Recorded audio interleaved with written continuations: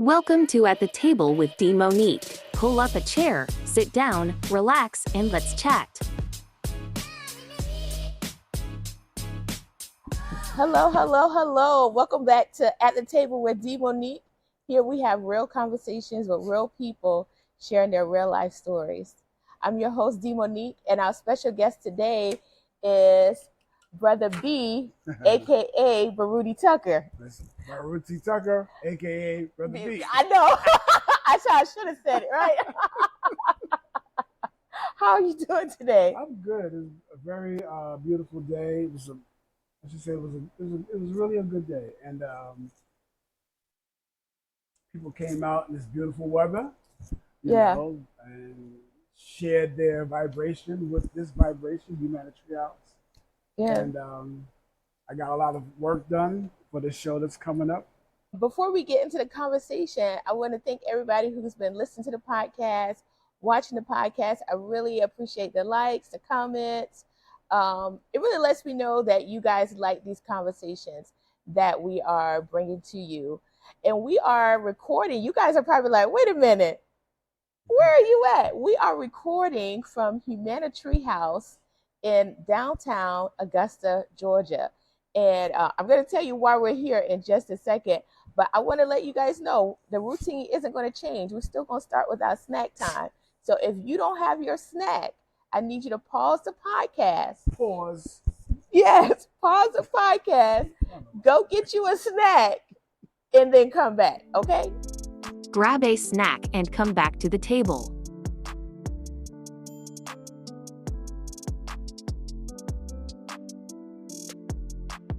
All right, now you should have your snack. Now you're in line with us. So before we have a snack time, we always say a prayer, okay? Excellent. Because I was raised by I wasn't raised, but I spent a lot of time with my great-grandmother, Lucille. Mm-hmm. And she was like, it didn't matter what you ate, you were always going to say your grace, right? You got to give God thanks. So we're going to say our grace, and then we're going to eat our snacks. Very good. All right. So Heavenly Father, we want to thank you for this food that we are receiving today. We ask that you allow it to bring nourishment to our bodies. We thank you for this and all other blessings in your son Jesus' name. Amen. So, Brother B, yes, tell us what you're snacking on today. I'm snacking on some snap peas. Now, tell us, why did you choose snap peas? I like the taste, and it's a good crunch food. Yes, and these are raw, right? These you, are raw. You didn't steam them or anything. No. These are raw. Okay, so do you pop them out of the pod and eat? No, I just chew. You chew the whole thing. So listen, we eat on this podcast. Let's so go. This snack time thing is not for show. It's a real thing. It's a real thing. That's what's up. Because I always say, when you're having a good conversation with people, you always have some food included, right? Mm-hmm. So that's why we have snack time. And plus, I like food. yes. I have, so that people don't know, people aren't thinking that I'm superficial. I do have other snacks, but the other snack is at-home snack. Okay. I get like the Briscoe cookies with the coconut vegan frosting. Wait, Nabisco has a vegan? Not Nabisco. Oh, what'd you say? Biscuit or Biscoff cookies. Oh, yeah. I love the Biscoffs. Yes. And I make s'mores with the vegan coconut frosting. Nice. And so the viewers know, you might not know, but I'm vegan too. Oh, okay. And so that's why I love coming here to get food, because I never have to question the ingredients. Well, I'm glad I didn't bring those cookies, because we wouldn't be getting anything done like this. Yes. I know, right? Those cookies are, you know what? I'm going to have to share. I don't think I've shared that. You got to try the s'mores. Yeah, I'm going to. They have vegan frosting and chocolate. They got the cream cheese. They got vanilla. Where do you find them at? I'm going in. I'm going in after this. What store? What is the name of that store? You got like Kroger, Sprouts. Yes. Okay, yeah. All right. So let me tell y'all what I am snacking on today. I'm eating some popcorn, and I actually had another snack to share with you guys, but I was like, I don't know if that would travel well. So I I stopped buying the popcorn in the bag. You know, the popcorn, y'all know all the brands that are sealed, because I was reading online and it was saying that there's whatever adhesive they use, it's very dangerous when it's heated. Whether it's true or not, I was like, you know what? I'd rather be safe than sorry. So a cool way that you can pop your own popcorn at home is just get like a paper bag, you know, like the little lunch sacks your mom probably put your sandwich in. Yeah. So you just take like 2 scoops of popcorn kernels, fold it to seal it, and put it in the microwave for like a minute and 30 seconds. And I just melted a little bit of vegan butter. Nice. Put it on here, and now nice. Here go my popcorn. All so right. y'all know I'm gonna eat, right? We're gonna eat. All right. Now I'm gonna be honest, because I traveled with this popcorn, I did put in a Ziploc bag. It's a little stale. I gotta keep it real. It's still good. Aww. But yeah, it's a little stale. But I'm still gonna eat it. I see. Yeah. So I'll eat the rest of the stale popcorn later. Okay. So like I said, our guest today is Brother B. And about 2, maybe 3 weeks ago, I was here at Humanitarian House, and I was talking to a lady that I met at an event, and I was inviting her to come on the podcast. Well, Brother B overheard that conversation and was like, hey, I want to come on your podcast. I'm always inviting you guys to come on the podcast. This is how genuine connections happen. You know, someone walks into the other. And I was like, sure. You know, at first I thought he was going to say he wanted to talk about Humanitarian House, right? But then he told me what he wanted to talk about, and I'm going to let you tell them. And I was like, yeah, we can do this. We're going to make it happen. But I want to tell you a little bit about him before we get into the conversation. So I had to admit something. I have been lying to people. I did not intentionally lie, okay? Because I would tell people about Humanitarian House and they would say, hey, where's a cool place? And I was like, yeah, they have a artist down there. He's from Africa. Lord have mercy. Right? I don't know where. Maybe somebody told me that, or maybe it's because of your vibe, right? But I was like, yeah, he's from Africa. Y'all, I always ask the guests, you know, if they want to submit a bio, they can. Yes. And so when I got his bio, it states he was born in Staten Island. Yes. New York City. Yes. New York. AKA Shaolin. But in African, it would be Staten Island. Yeah. But that is our homeland, where our ancestors originated. I appreciate that. I apologize to all the people could have been something bad that I have told that made up fairy tale to. So so a little bit about Brother B. Like I said, he was born in Staten Island, New York. He's been an artist since the age of 12. He's been creating his own comic books with some of his buddies. And here's something that I really found out was really interesting about you. You went to fashion school. Yeah, Fashion Institute of Technology. Yes. And so I've heard about this school, like, you know, like it's supposed to be like a top school for designers. Yeah. So I thought when I read your bio, I thought, man, that's so cool. He went there. He doesn't look very old, but he's done a lot, right? And so listen, he has been an illustrator for Ellen H. greeting cards. Oh wow. He's taught kids, elementary and high school age kids, art in New York, right?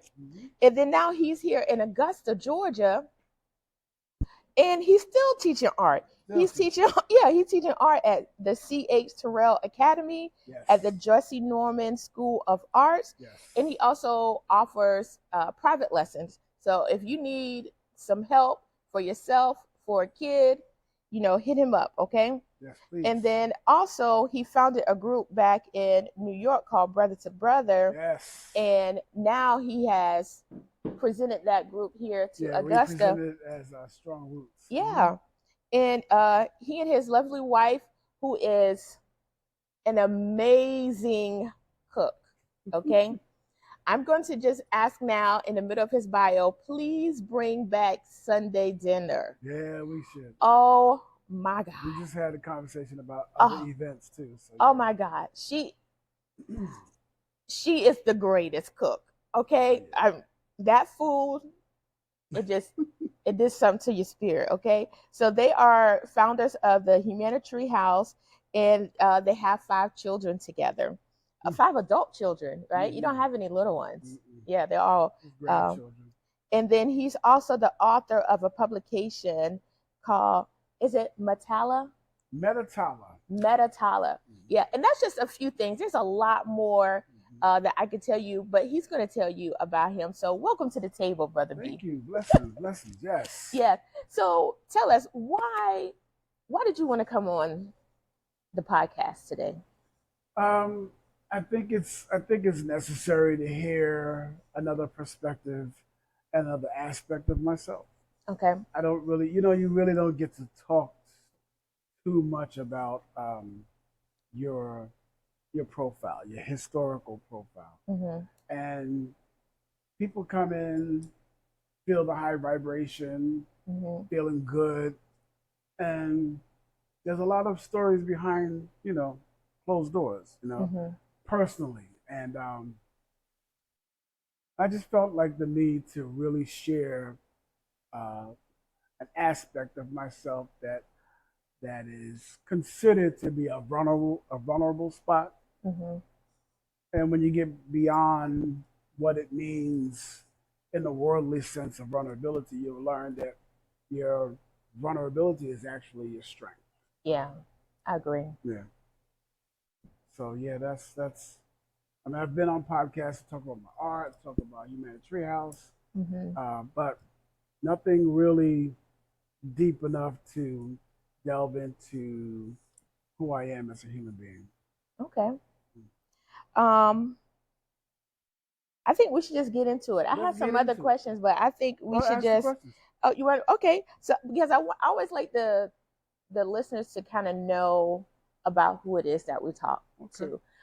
So you want to tell us, like, how, as an artist, how was it growing up as a young artist for you? How young?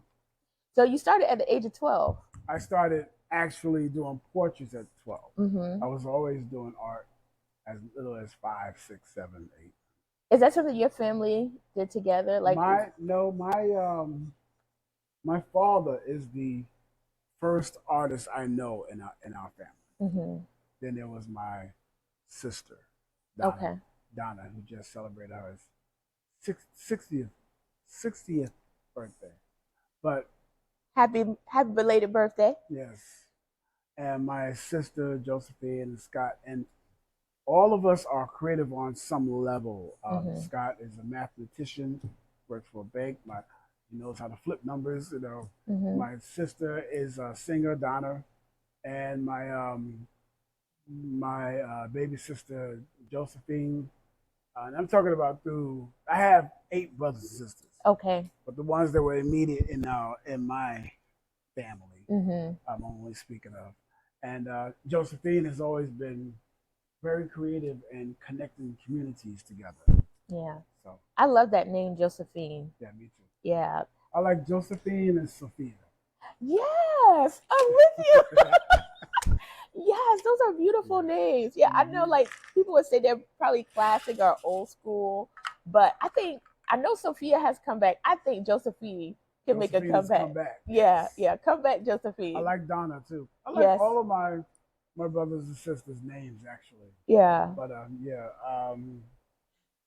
this is a special dear to me, because being a young artist as a child, it was difficult. And it's dear to me now that I'm having these moments of reflecting on what is my execution in my work. So there was a movie series, I should say. As a child, I saw Roots on TV, and with LeVar Burton and Lou Gossett, was Leslie Uggams, and of course John Amos. And those individuals were pioneers before they even did the show, right? Yeah. So there was a scene that seared my brain, and that was when Kizzy was losing her children. Now, was that Kizzy? No, not Kizzy. I forgot the name. I forgot her name. Yeah. Leslie Uggams, the mother of Kizzy. Okay. And I remember him naming Kizzy because Kizzy means stay. Stay. And there was this scene in Roots where Leslie Uggams, I can't remember the name, but she was losing Kizzy because the slave masters traded her. And I remember the scene, like it was like emotionally pausing, where you were just stuck. And I was 10 years old. And it impressed me to the degree of living in a subconscious where everything was pulled to the front from my thoughts about our history right in that moment.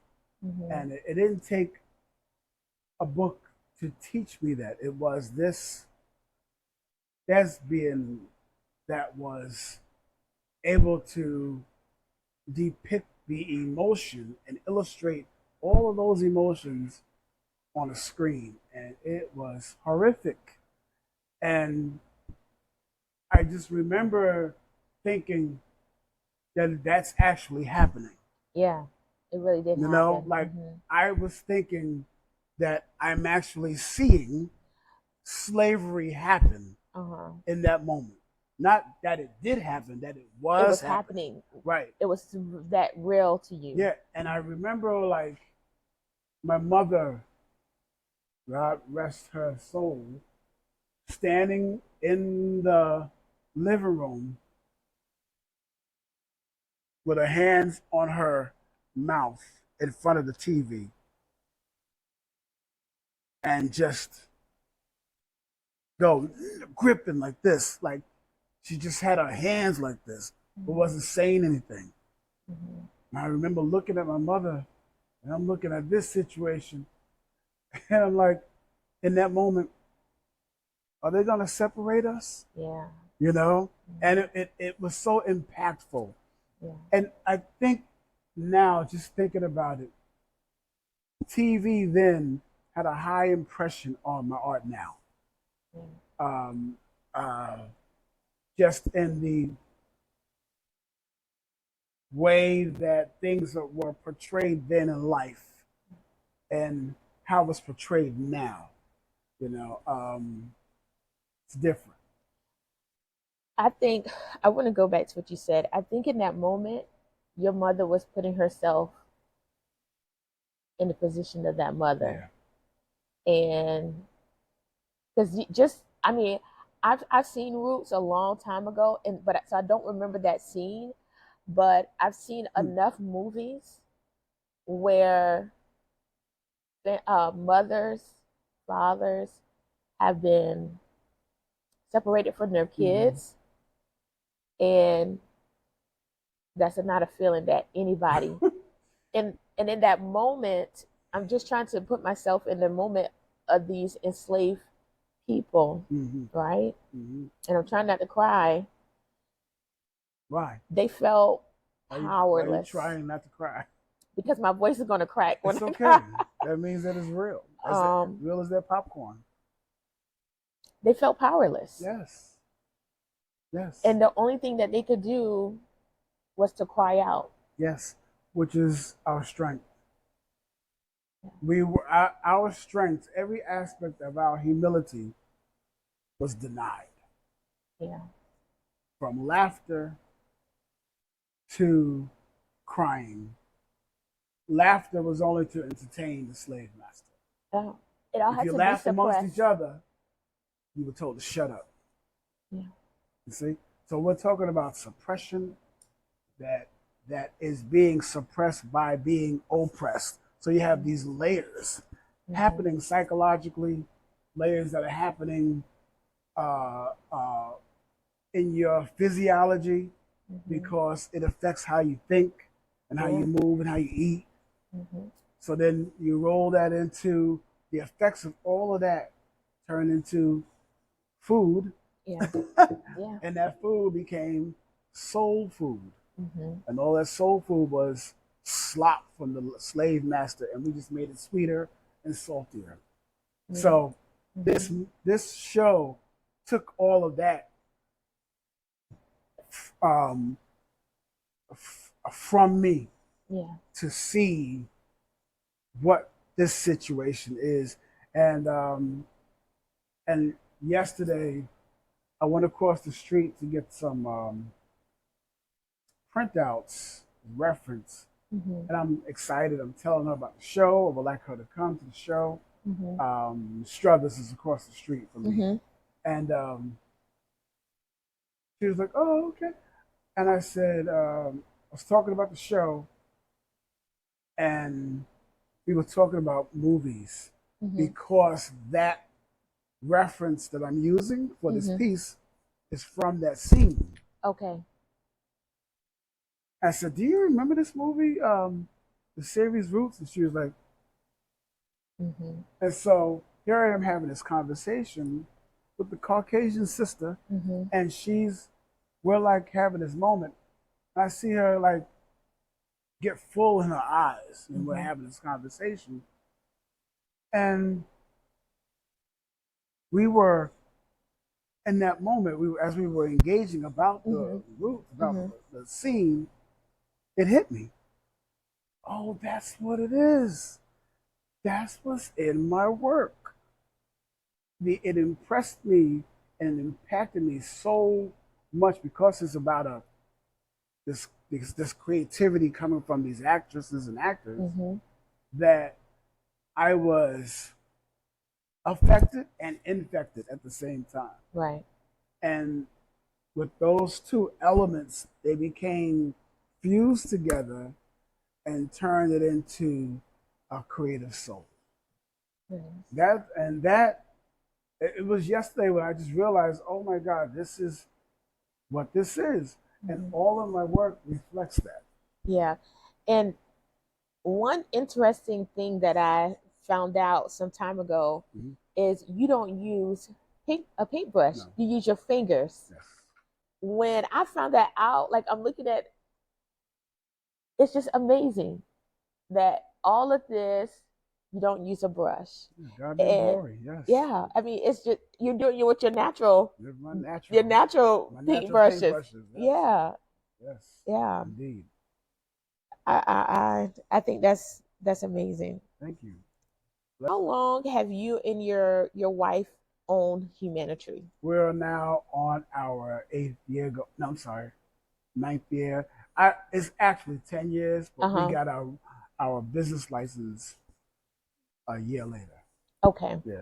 So, but we were still open for donations. Okay. So I include that in our 10 years. So I want to know, because I know how I feel every time I walk in the door, but I want to know why did you create this place? Like, well, I knew that, was it intention? Yeah, there was definitely intention. It started in New York. It was during the market crash, housing market, and stock crash, and people lost jobs. I was one of those people. Okay. I lost my job one day before tenure at Department of Probation, and they let me go. And then I lost my house. My house went into foreclosure. And I said to a friend, as I was working 3 part-time jobs because I had babies, Mm-hmm. and my 2 children, um, they were young Mm-hmm. at the time. I have three children. I'm saying 2 because of they were in the house. Okay. You know, Mm-hmm. my first baby, Tahira Green, who's also very creative. Mm-hmm. And my children are also very creative. They're both dancers. Tahira Green, she's a writer. Um, hey, baby. Yeah. As I was going through the struggle, I told a good friend of mine, Gary, known him for over 30 years, 30 or more years, Mm-hmm. and that I was going to have my own business. So I'm not working for nobody again. I don't want to be in a situation where people let me go. Yeah. And so it goes back to that movie, Separation, Mm-hmm. and those traumas started to trigger Mm-hmm. the emotion to find myself becoming more resilient, self-reliant. Mm-hmm. And I found this wonderful woman on Facebook. Mm-hmm. And I said to her, I told my friend first, I was going to have my own business. And the first, I don't want to give up the name because somebody's going to take it. I'm not going to give up the yeah, name. we'll just say It was blah, going to be blah, blah. yeah, it was going to be a smoothie joint. I was going Okay. to call it something else. Okay. And so he was like, word. And then after a while, because of my struggles, it just became dead to me. Mm-hmm. Just dead in New York, Mm-hmm. but not dead in terms of my Desire to have desire. it. Yeah. Mm-hmm. So when I met my wife, I moved to Augusta, had a conversation, and I learned that she does holistic foods, and we combined forces with my art, and we did everything in our house. Okay. So I said, baby, we can actually do this as a business.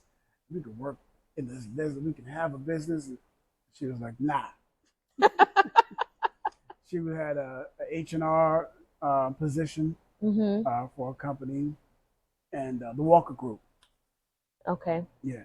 And I was still teaching at the time Mm-hmm. at CH Trail Academy.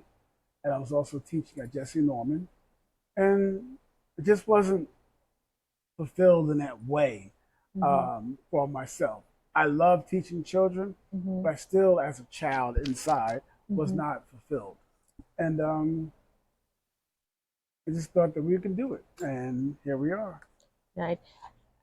The vibe when you walk in here, Mm-hmm. it's like it's almost like a hug.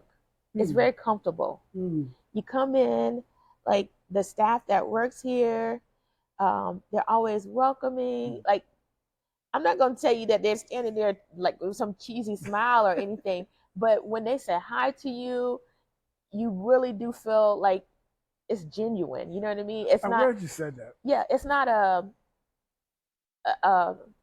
I hate to say that there's other restaurants out there that have really good customer service, right? And that's because they have that customer service because they want every customer to feel good. So every employee sound the same, Yeah, right? yes. But here it's different. It's genuine. You know what I mean? Yeah. You know, it's interesting because some of these businesses have their own slogan that may entice a smile or encourage you to be happy, yeah, smile, and the other one is as soon as you walk in the door, they say, "Welcome to so and so." right. It's genuine here. Yeah. I didn't get it in the beginning with this generation, the new 30s and 20s. I didn't get it in the beginning because I'm used to the door opening and say, "Welcome," but I learned that there was a certain aspect of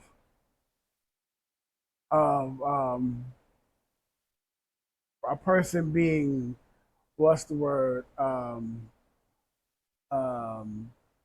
what's the word, pretentious about being genuinely welcoming. And so what they do is allow you to come in and have a moment. Yeah. Because this is a real thing. It's a living entity. It's not just a shop or a No. store. You can actually, I appreciate you saying that you feel hugged, because that's the one thing that we know to have in the establishment is that energy. Mm-hmm. And that's what was in me, and that's what was in my wife. Mm-hmm. So that's our brand. Our brand is love. Yeah. And so that's been our success. That's been the way that we have been able to build villages within the community. Mm-hmm. Love villages. We have customers, and then we also have customers that become family. Yeah. We and I use that term very strongly and tightly, not loosely, Mm-hmm. because we go beyond just being genuine Mm-hmm. and come from a place of who we are morally. Yeah. So the authenticity that you're feeling is it's exactly that, Yeah. is the hug. Another thing is, I think, you know how sometimes, like, you guys have events here sometimes, right? And safety is always a concern whenever you're going out and it's dark, right? But this is not one of those places where you feel like anybody that has any ill intentions is going to enter. It's like, um, if they wanted to enter, they probably couldn't. Yeah. Because when they're going to feel that energy, and they're going to be like, nah, it ain't going to work here. Yeah. So it's almost like a demon, like if I know what you're saying. you gotta It's a explain spirit. it. Like if a demon tried Negative to spirit. enter a place that was good and wholesome, it's like, nah, I can't do nothing here. Let me just go. Let me flee. You know what I'm saying? Let me flee because it's not gonna work here. Now we've had interesting recently an interesting incident, but we were able to de-escalate it, and and the customer stayed. Good. And they were like, "Thank you for de-escalating there, because I don't know how you did it, but you did a good job." Yeah. So, but that comes back to love, right? So, love is not a punk. Nah. Love will stand on its square and speak its truth. Yeah. And that's what we're about. What signs did you have that you were having issues with anger?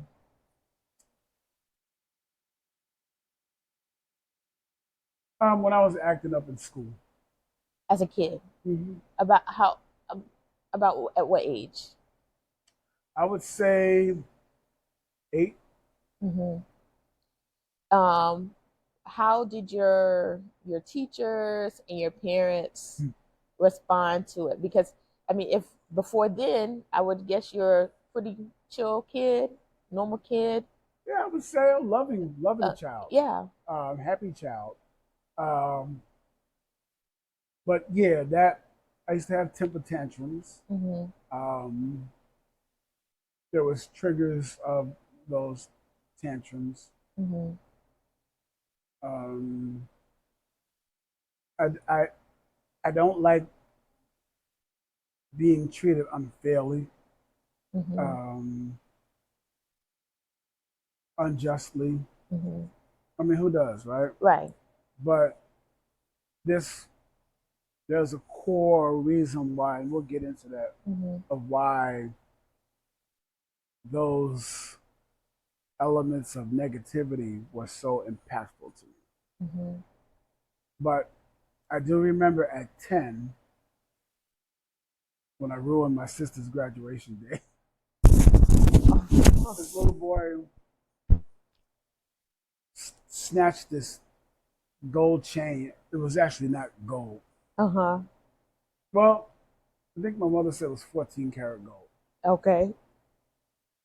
And it was one of those necklaces that you order from Avon. And she always got Avon. She was on the pyramid. And so I saw this line when she was going through the pages. I said, "Oh, Mom, I want that."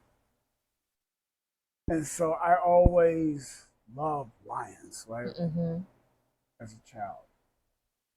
And the little boy snatched it off my neck in the bathroom. Did he keep it? Was he trying to keep it, or was he just trying to snatch it off your neck? Yeah. He was Not that it's justified, but no, he was trying to keep it. He was stealing it. And we was in the bathroom when he took it. And he ran out he ran out of the bathroom, and I ran after him. And there's this character called the Incredible Hulk. So I would try to personify the Incredible Hulk and reenact all of his anger, transformation, everything. Tear up my shirt and everything. Running through the hallways, punching walls. Now this is a 10-year-old doing this. Yeah. The little boy ran into the classroom, and then I came in, picked up tables and chairs, and threw it at everybody. All the kids was all behind this big wooden desk. Remember those big, heavy wooden desks?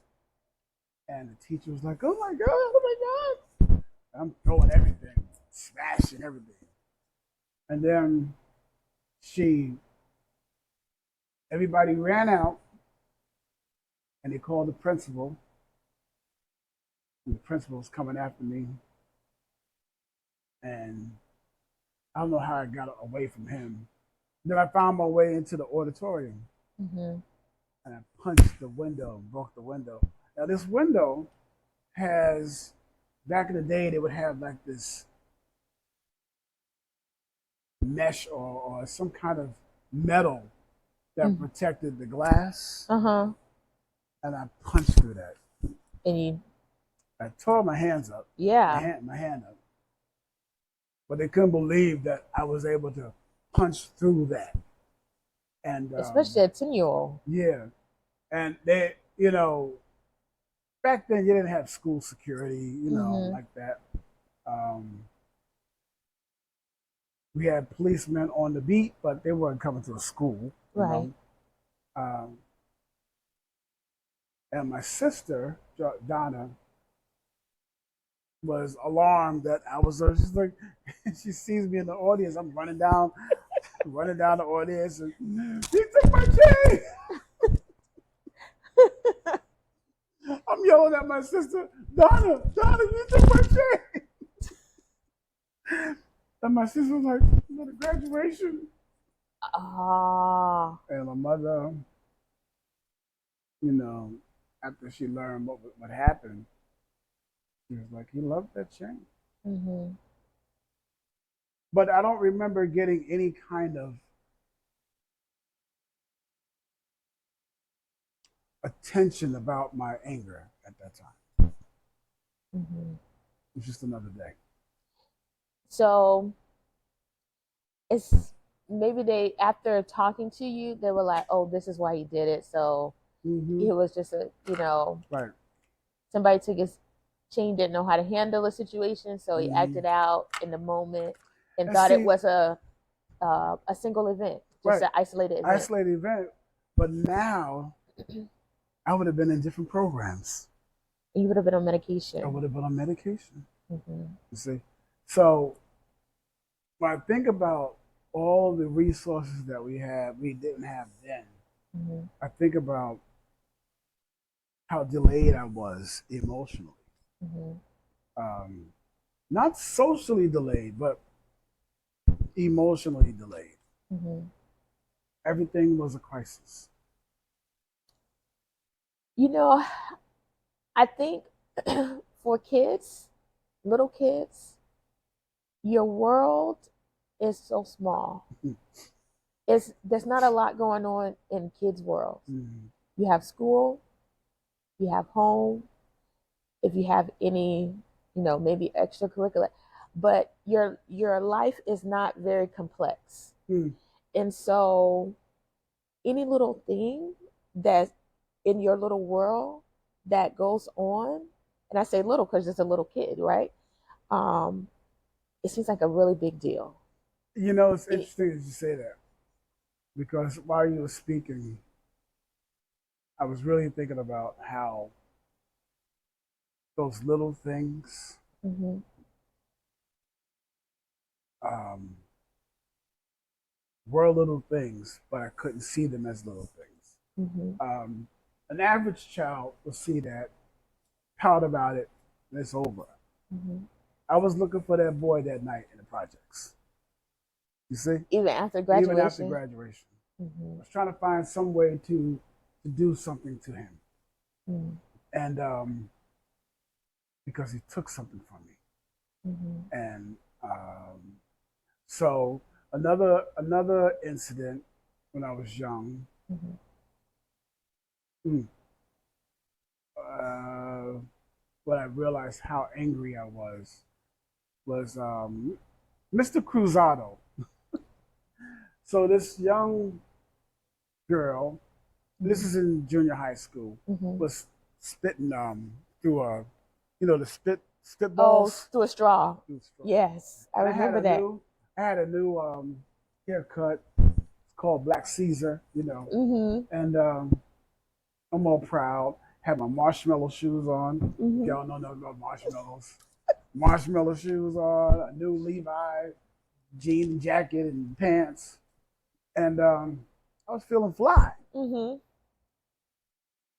And this bully, God rest her soul, name was Barbara, and she was throwing these little red candies and plucking them, and it was hitting me in my head.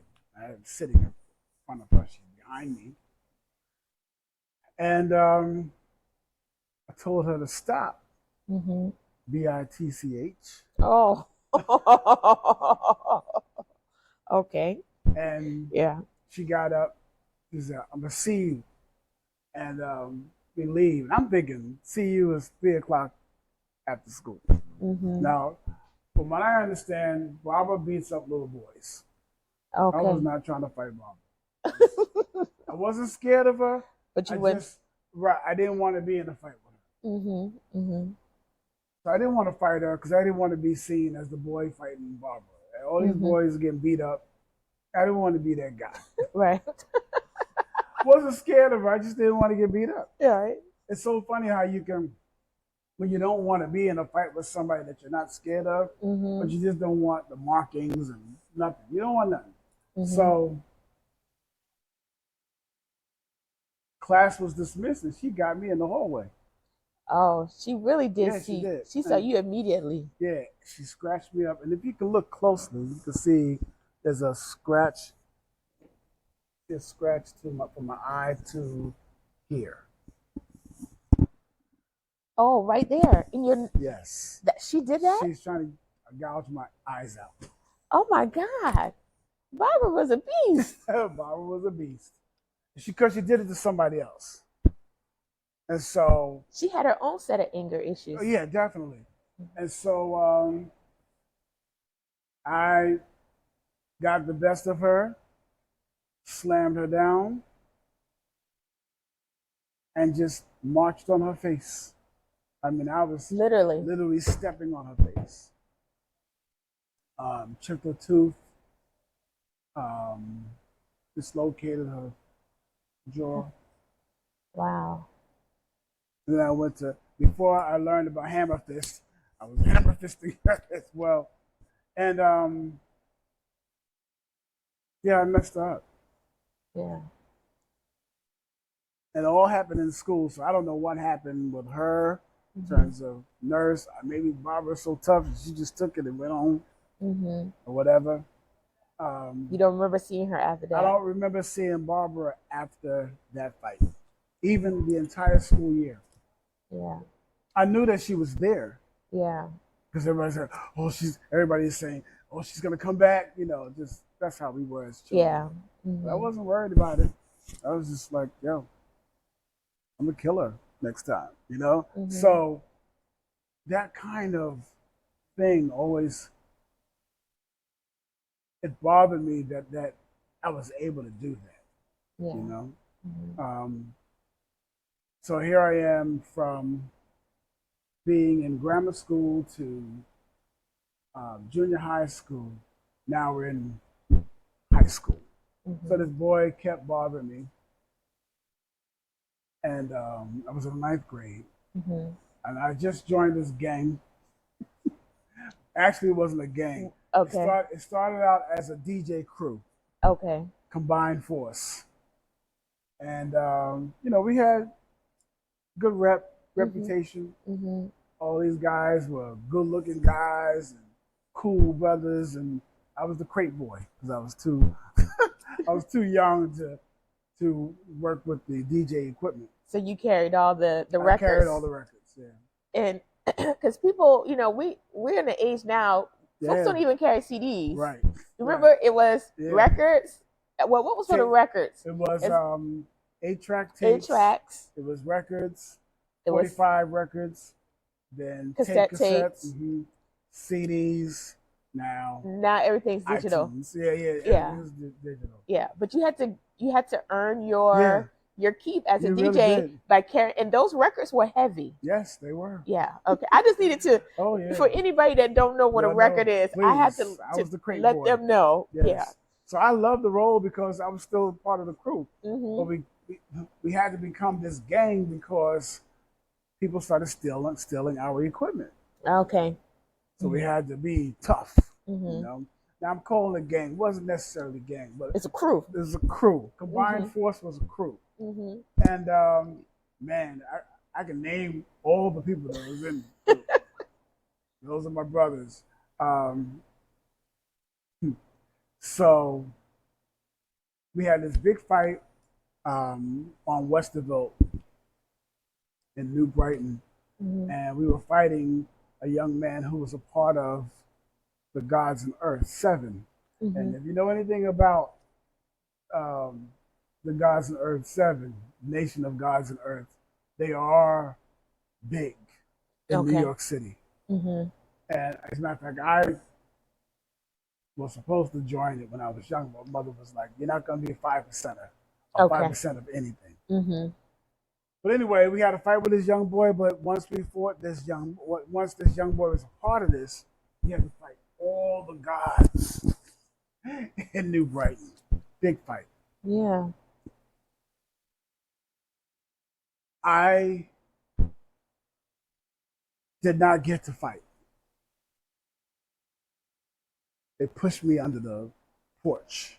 They were protecting you. It was protecting me. So I was handing out bats from under the porch. They was like, "What we need this for? Kill them." So they didn't use any bats. They couldn't understand why I was trying to get bats. But they were so into the fight that they lost track of what I was doing. A week after that, one of the guys who was an affiliate of the young man that we were fighting against and having to fight the entire Nation of Gods in New Brighton was in school talking about me.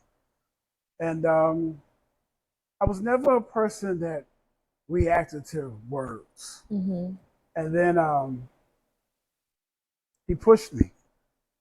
And then he slapped me. He slapped me so hard. Slapped me on the back of my head. Pow! And so I waited for him all day to be by himself. Because he's always with his crew. And I smashed he went to get some water at the water fountain. And you remember the water fountain had that lip that stuck out. You had the sprout right here. Yes. Well, while he was drinking, I slammed his mouth into tore his gums up. Teeth came out. Bleeding. Yeah. And I got suspended. Yeah. I don't remember the suspension. You know what? I didn't get suspended. I just didn't go to school. Oh, so you suspended yourself. I suspended. I left, and I didn't come back. My mother didn't know what happened. My sisters didn't know. My brothers didn't know. But I messed their boy's mouth up. Pretty bad. Wow. Pretty bad. So, fast forward, high school, I was sent away to Panama City, Florida, and that's where I became civilized because my grandparents was not having it. They lived in Panama City, Florida at the time. My uncle wasn't having it. He was in Panama City, Florida. And that's when things started to square away. I didn't have any incidents up until I joined the basketball team. So now here I am as a young adult. And this basketball player's name was Quentin Reed. And his nickname was Scooter. There's always a scooter in the South. There's always a scooter. So, and he did something that was really nasty. We were all on the bus. I went to sleep. And he spit on his hand and put it across my mouth. Disgusting. But he stood over me with his hands in his pants. To make you think something else. Yes. And I just remember leaping out of my chair like this. The way that the coach described it, he said he's never seen a child so violent. But I jumped on Quentin Reed, and I just was. Quentin Reed, you couldn't do nothing to this. I was so little. I couldn't do nothing, couldn't do anything to Quentin Reed. He was so strong. But I just knew in my mind that at some point I'm going to have to eat him. Did you say eat him? So I was biting him. Yeah, I didn't know how to fight this man, so I decided, well, what if I eat him? So these are the things like why there's this behavior, this pattern of anger. Fast forward, now I'm an adult. Served the United States Marine Corps. Boot camp, I choked out Sergeant Espinoza in boot camp. In Marine boot camp? In the Marine Corps. I put my hands around his neck and tried my best to kill that man. And you know what's interesting? He punched me in my chest. This is back in the day when they can hit you. Yeah. And they can hit you. They can say anything. Anything. Yeah. So now they have stress something. I forgot what it's called. But he punched me in my chest, and I jumped on him. And he was laughing, giggling. You're not doing nothing to me. Then I started doing something to him, and his eyes started to roll back. And they pulled me off of him. And I was warned that you were going to go to the brig and you're not going to see daylight. It didn't happen. They liked that I was a crazy Marine. So I graduated boot camp, became a Marine. Fast forward, now I am an adult, and these issues became episodal. You know, they were episodes of this anger that came from triggers such as someone feeling like they can violate me, you know, or it could be a conversation where I feel like someone's trying to BS me, you know, or F with me, you know, and just jumping to conclusions a lot, you know, jumping into conclusions. Having a very unrealistic way of deciphering truths and falsities. I had all these stuck points that I agreed with. I also had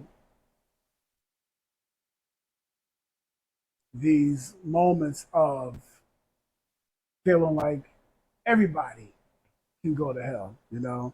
Just the world is just bad, you know. Yeah, everybody's against you. Everybody's against me. The world is bad. Everybody lies. People are waiting to violate you. You know, all those things used to resurface. Yeah. You know, Did you ever have a friend or anybody that was trying to calm you down? Because in the military, you go by last name. They didn't pull you to the side and say, Tucker, you know, what's up? Calm down. No, not in the Marine Corps. Not in the Marine Corps. You're supposed to use that, you know, and they can use that, you know. Yeah. No, the only person that really truly knew my anger was my sister, Donna, because she actually saw it happening, Yeah. right? But that sister Donna was always the one that was able to just bring me down. I don't know what it was in her. I think she's spiritually ordained to heal people, whether it's through her singing or just in her relationship with God. She's just a beautiful human being. And that's how she was able to. She was always able to corner me, you know, and didn't take much. It was just her listening. Yeah. And just like you're sitting right now, that's exactly how she'd be sitting. And as an adult, I would be the one to call my sister, this is what's happening. And she'd be like, yeah, I get it, bro. You should be upset. Where are you now? You know, she would just speak to me. Yeah. And create this gap between myself and anger, you know? Then I would be able to come to myself. So it wasn't until later after Marine Corps, way later. I'm in my 50s now, and now I'm in mental health counseling through the VA. And I've been able to use terminology such as stuck points because of Dr. Monroe. Peace to Dr. Monroe. And was able to locate what were the things that I chose to believe, and or what were the things that I was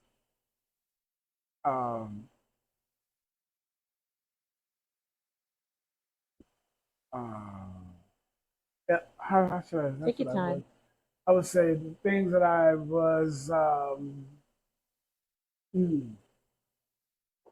that I learned to believe, you know.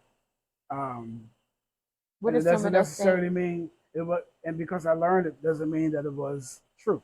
Yeah. You know, What were some of those things that I learned? Learning through healing, or learned that was true. Learn that you thought that justified your anger. Oh yeah, being the one to uphold justice. You know, I'm supposed to be the guy.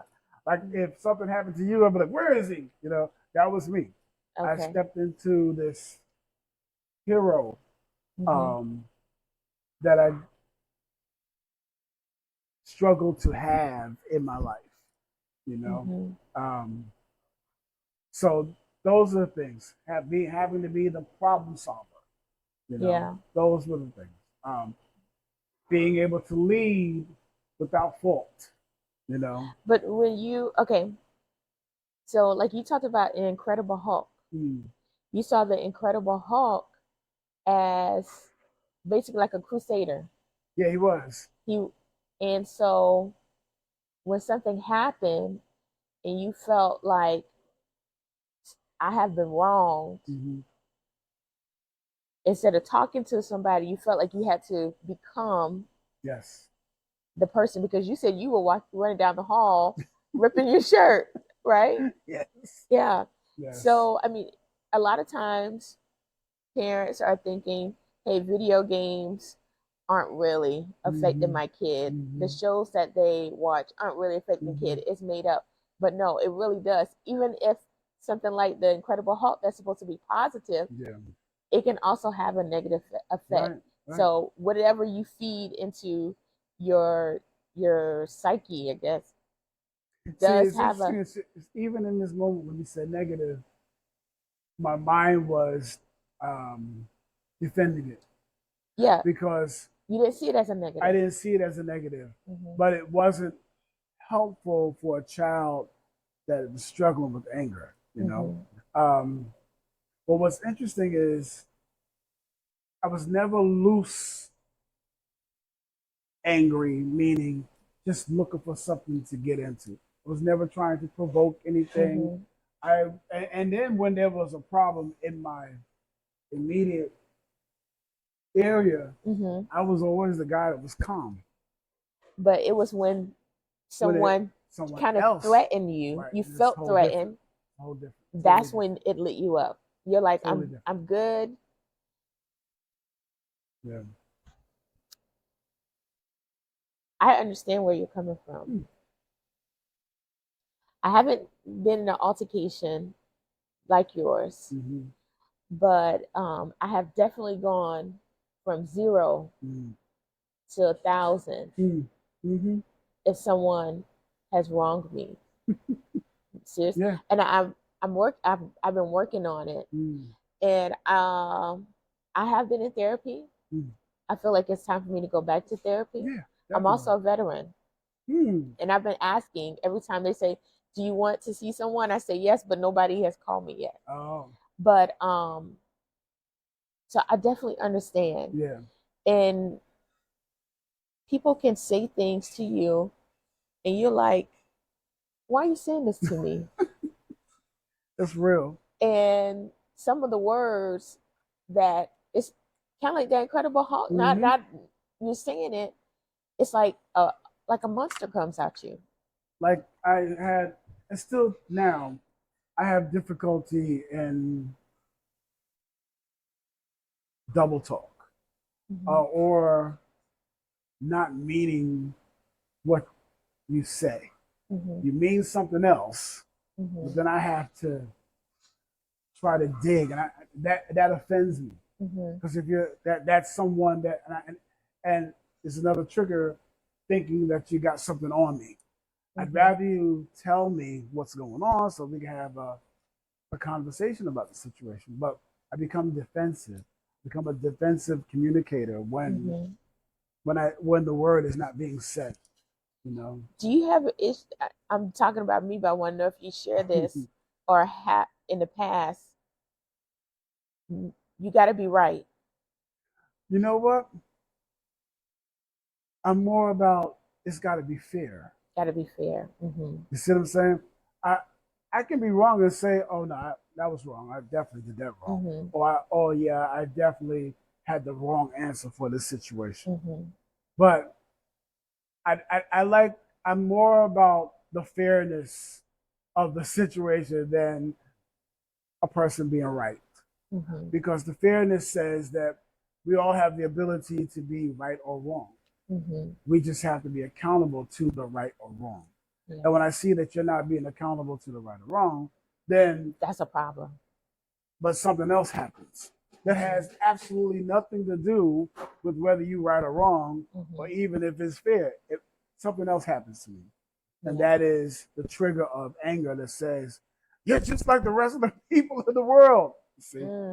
Yeah. So I'm learning just through counseling. I just finished my 6-week session, and it's been a beautiful time just rediscovering that child. Yeah. You know, and so I want to get into like the core of please. that. So in respect to my mother, you know, most of us have been spanked and beat, right? I was more beat than I was spanked. Spanked. It was so bad that she even said it to my wife in tears, like, I beat my son. In tears, saying this to my wife. So that's how bad it was. So here I am, adult, and my mother is sharing that with my, and part of it was because she was trying to figure out with my mom about my anger. Now I've never raised my hand to my wife, but I have punched walls, punched holes in walls. You know, I have slammed stuff, and when it's never coming at her or raising my voice, I was always raising my voice at the situation, not feeling like I'm being heard enough. You know, the way that I need to be heard. And so in marriage, that takes some time. That whole relationship, which is the word of, for those of you that are in a relationship or marriage, the word relationship is two words, relate and ship.